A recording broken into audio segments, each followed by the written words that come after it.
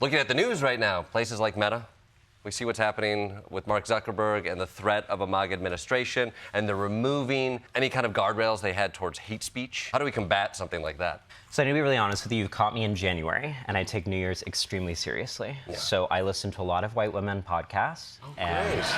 what they have been teaching me is I need to manifest what I want to see in the world, and I don't really have space for negative vibes. Like, Sure. no bad energy. Okay.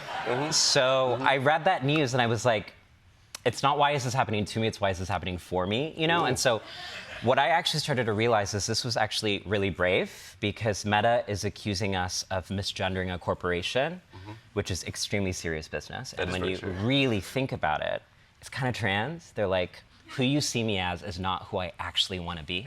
Oh. It's like a gender reveal, actually. Okay. And like, that is so powerful in this political climate. I Yeah. was like, whoa. But then I started to do some research, and I found out that Meta is technically only 20 years old. And that's kind of young to be making such a serious decision.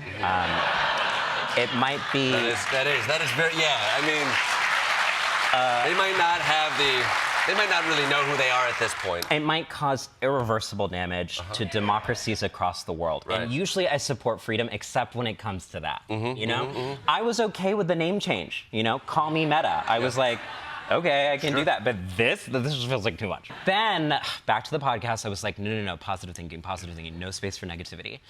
I was like, Mark Zuckerberg is saying masculine energy.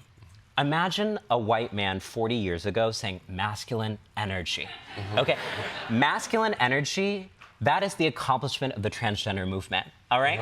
We are setting the terms of the debate. Sure. I feel like he lifted that from a Tumblr post of mine from 2011.